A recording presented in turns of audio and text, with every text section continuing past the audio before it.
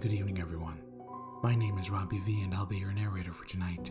Tonight's chilling tale is entitled The Writer's Ink by Eric AMBM. So sit back, relax, and enjoy.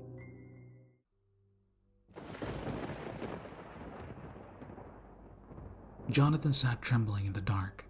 He stared at nothing, his eyes not penetrating the circle of darkness that surrounded him. A single lamp illuminated the round table he sat at, allowing him enough light to see the edges of it, and nothing more. A teapot and a half-empty cup sat in the center. With a trembling hand he reached toward it and took it towards his lips, not truly looking at it as he drank. He set the cup down on a plate. The cup rattled against it, the only sound, save for the thunder that rumbled in the distance. He heard a switch flick. Johnathan shut his eyes for a moment, temporarily blinded by the harshness of the light that filled the room. He opened them again, to see a small white kitchen. A single window and two doors broke the array of cabinets that covered the walls. Standing in the open door was Chris, Jonathan's friend and housemate. He had a hand on the light switch. "John? What are you doing? It's after midnight," Chris asked. Johnathan kept staring forward and didn't reply. "John, answer me. This is the third time I've caught you up like this. What are you doing?" After a moment's pause, Johnathan replied, speaking in a dry, quiet voice. "I had the dream again," he said, still staring, unblinking toward the window, though he didn't seem to notice what was behind it. Chris flinched. For months now, Johnathan had been experiencing the same reoccurring dream. In it, he stood outside of his own life, looking in at it. He saw himself live his own life, going through the same daily routine and experiences over and over again. However, something about it all seemed unreal. All his actions were artificial. All his conversations seemed planned. A strange feeling that something wasn't quite right filled him and grew and grew. Slowly, and so gradually he barely noticed, his actions were replaced with words. Instead of seeing things, he read them in a massive wall of text that seemed to describe his every movement. His conversations came in quotation marks, which he read instead of spoke. Soon, his entire life seemed to be a novel, running forward toward a conclusion that was always surrounded in haze. When he got to the end, he always awoke, but that feeling never left. Even sometimes when he was awake, he began to lose his feelings of normality. For brief moments, barely noticeable, he saw objects described in text rather than in their own form, and his own movements seemed to be described by a nameless narrator. Chris sighed and walked forward. He rested a hand on Jonathan's shoulder and spoke in a reassuring voice. "Listen, John, I know you're worried, but you have to remember it's just a dream. You've been very stressed lately and started having nightmares. It happens, and it's nothing to worry about." Johnathan chuckled slightly. "Oh no, it isn't." "What do you mean?" "Look, John, get back to sleep. You're starting to worry me." For the first time that night, Johnathan stunned and faced Chris. He was taller than Chris, and the shadow he cast obscured Chris's face. "Don't tell me you haven't had that feeling, that creeping, inching suspicion that something isn't right. Doesn't everything just seem too dramatic, too convenient? This isn't how reality should be. This isn't how people should be speaking. It isn't how they act." Johnathan realized he had been shouting and stopped. He breathed heavily and tried to calm down, resting his head in his hands. Chris looked at him with worried eyes. "All right, John, here's what we're gonna do. Just go back to sleep for now. Tomorrow, we're gonna make an appointment with Dr. Limestone. She helped you with the dreams before, and..." "No," Johnathan said, shaking his head. "No, I am not going back to Dr. Limestone. She isn't going to fix this. She isn't going to solve the problem. She isn't even a part of it. And I don't even think she's a character." "John, what are you talking about? A character in what?" "The book. Don't you get it? I don't know if it's a comedy or a drama or what, but we're all a part of it, and I don't think she is." That was the most horrifying part of his dreams. He felt as if hundreds of eyes were reading the text along with him, learning his every movement, as if they were plot points in a story. He still had the feeling at that very moment that in a strange, twisted way, he was being watched. Chris stared at him, not knowing what to say. Johnathan stood up out of his chair and faced him, holding his hands in front of him, as if pleading Chris to understand. The teacup fell from his hand, shattering on the ground. Look, isn't it all just too convenient? Doesn't it ever feel that way? Listen to that thunder. Doesn't it seem like a perfect setting? And everything is like that. The lights when you entered, the teacup. My God, even the way I'm standing. This isn't how things work. They don't just come together to make themes. Weather shouldn't just suit my mood like this. Don't you see it? Chris was taken aback. Well, John, that's all just ridiculous. Storms happen whether you're angry or not. The teacup was an accident. We can get a new one. Now, what's all this about Dr. Limestone? What do you mean she isn't a character? Johnathan went back to holding his head in his hands. I know I'm not going to see the doctor, because she hasn't been described. I have no idea what she looks like. What? If this was real life, then there would be hundreds of little insignificant things happening. I would know dozens of people and unimportant details. But this isn't real life, and anything that isn't part of the story won't be described. I'm not going to see Dr. Limestone. Outside of this conversation, she doesn't exist, and we don't even know what she looks like. John, that's ridiculous. This is beside the point. Really? Describe her. Chris opened his mouth to respond, then stopped. He realized he truly had no idea. Well, she's a psychiatrist. That helped me with the dreams before. Is that what you were going to say? Because that was established for this conversation. You have no idea what she looks like, do you? Chris paused. That was exactly what he was going to say, down to referring to Johnathan in the third person. It did seem odd. Well, that doesn't mean anything. We've just forgotten, that's all. We haven't seen her in months. Anyway, it isn't important. What is important is that, Chris said, stop trying to rationalize what shouldn't be. There is no reason for us to not know what she looks like. It's just a freaking plot device. That's all it is. Even what you just did there, trying to change the topic to hide the parts that haven't been fleshed out. This isn't how people act, Chris. Well, alright, but that still doesn't mean anything. It's just one person. Oh, really? Describe our neighbors to me. Describe your parents. Describe anyone who isn't directly related to this conversation, and I will believe you. Chris stared at him in shock, not knowing what to say. He searched his mind for anything. For his neighbors' faces. For his parents' image. And found nothing. Over and over again he tried, and came up blank. Well, oh God, I don't know. Maybe we're all just tired, Chris said. Thank you, Chris. Chris, or Christ, my wannabe protector and savior who shines a light into my darkness.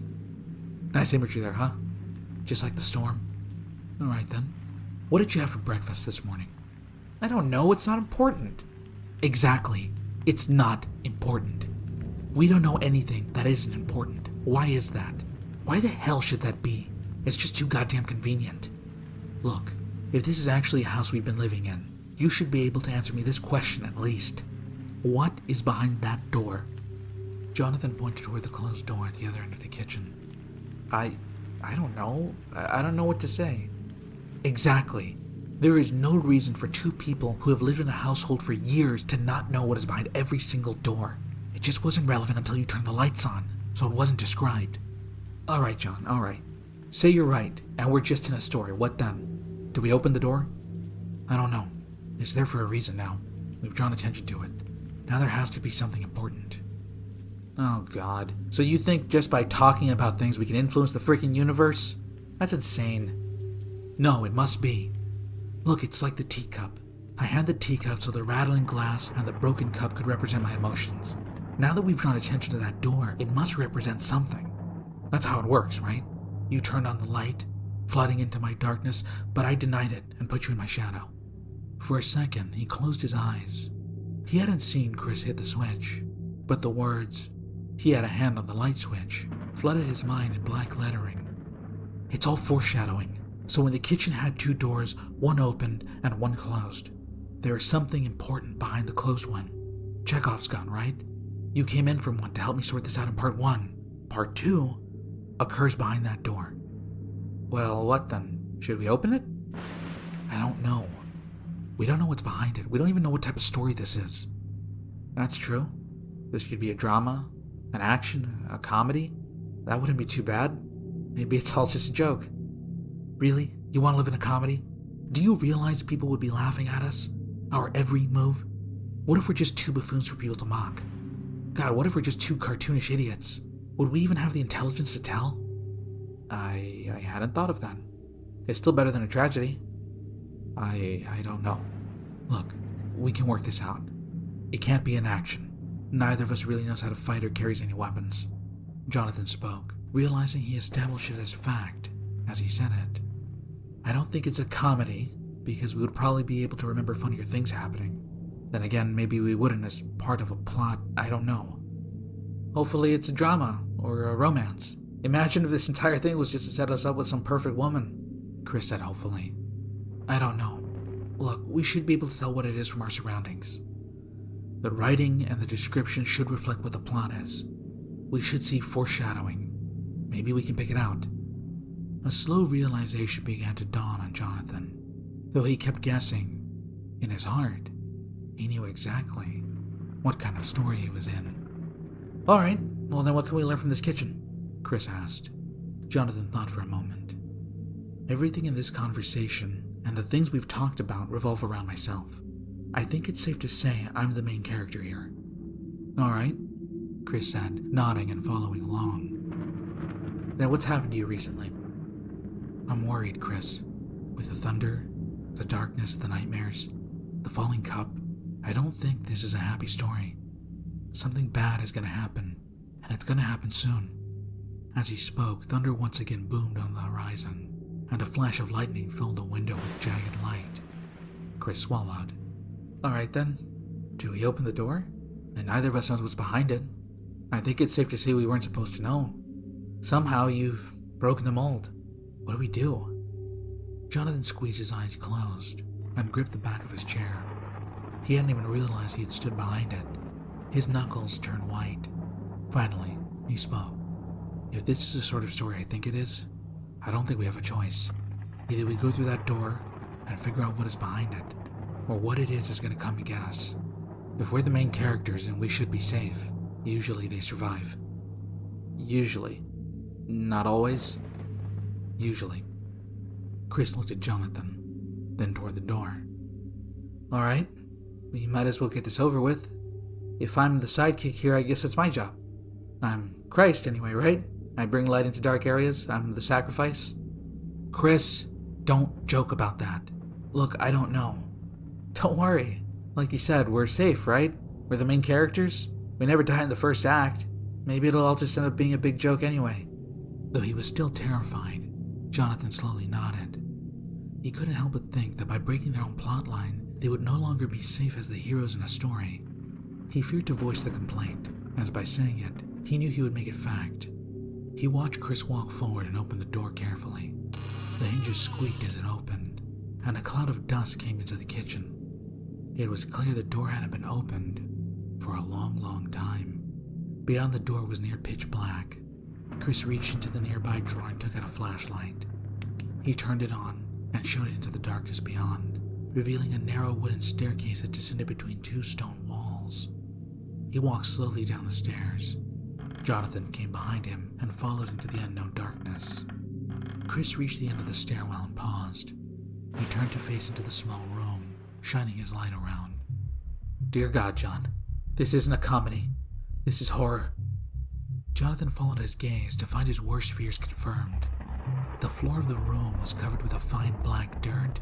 Scattered across it were dozens of broken bones and skeletons, along with ancient weapons. The walls were covered with blood-red writing, scrawled in dozens of languages, from ancient runes to modern letters and languages neither person could understand. Run, Chris! We shouldn't have come here! The entire building began shaking. The low rumbling he once thought was thunder became a continuous noise that seemed to come from every direction at once. He ran toward the kitchen but stopped in the doorway. The cabinets at the far end of the kitchen began to lose their form. They blurred, then turned into written words, becoming replaced with descriptions of themselves. Large white cabinet with silver handle. Small thin cabinet with golden handle. Electric oven, 4 stoves on top. The letters began to slide down, mixing and forming incomprehensible gibberish before disappearing into an ever-growing sea of inky darkness. Johnathan realized that having found out the truth and broken his role, he had removed the very thing that held his plot together. By going outside of his own story, he had destroyed his fictional universe. Chris didn't stop when Johnathan did. He ran into Jonathan's back and they both fell forward. Chris didn't seem to notice what was happening and crawled forward, calling to Johnathan to keep running. "No, don't go in there. It isn't real," Johnathan shouted.